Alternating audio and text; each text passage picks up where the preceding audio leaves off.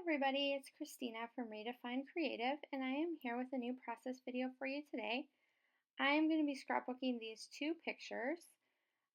We had a fine arts night at my kids' school, and one of my daughter's art projects that was on display was a self-portrait, and she was really, really proud of how this piece of artwork had turned out and the fact that fourth grade worked on this self-portrait project.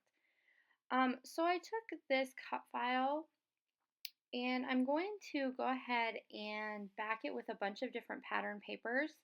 And I'm using some of the pattern paper from the April Studio Calico kit.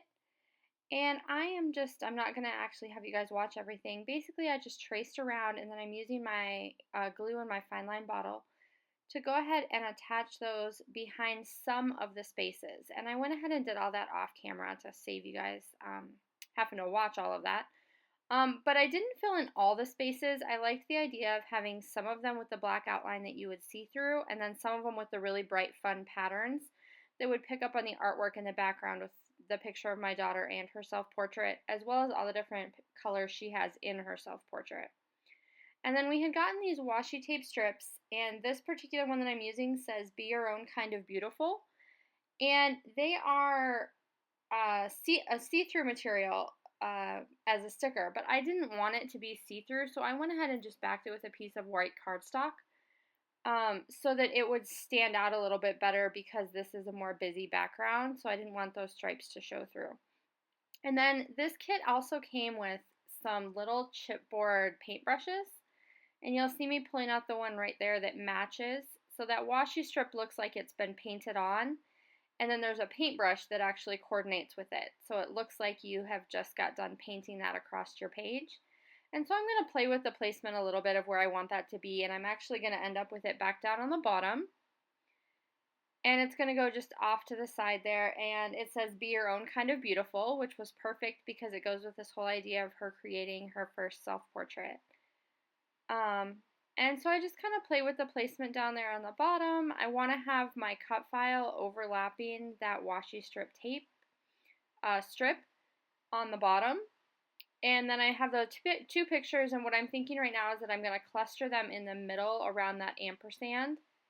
And I want her actual self-portrait artwork on top to kind of stand out because you can see a lot better depiction of it there.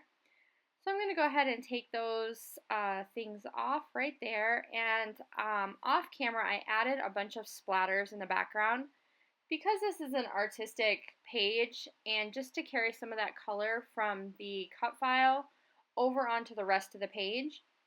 So I just used a bunch of different colors of my color shine and splattered lots of different dots in pink and yellow and orange and green that match the colors of the pattern paper I also have in the cut file.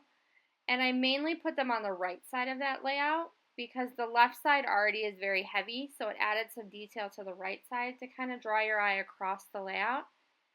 And then right now what I'm working on is I'm thinking that there needs to be something in that top right hand corner, and I want it to pull your eye across to that side of the page because right now that area is kind of flat.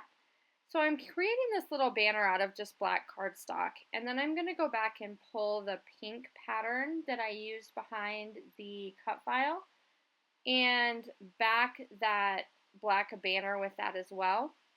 And here you see I'm cutting out some circles out of some of the pattern papers. I was trying to decide exactly what I was going to do in that top cluster.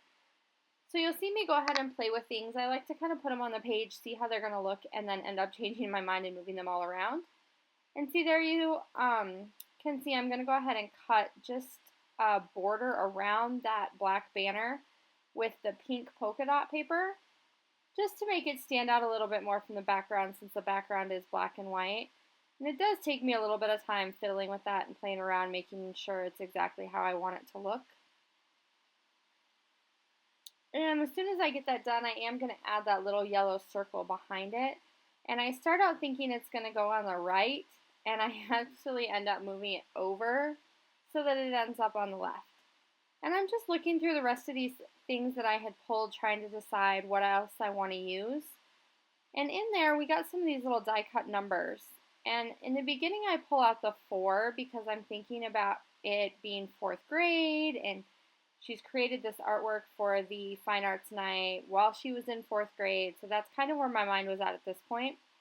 It was a little bit too big for me, so I went ahead and cut the stencil part of that 4 out and placed it on the banner, and I actually liked it, and I liked how it looked, but I ended up changing my mind, which happens a lot.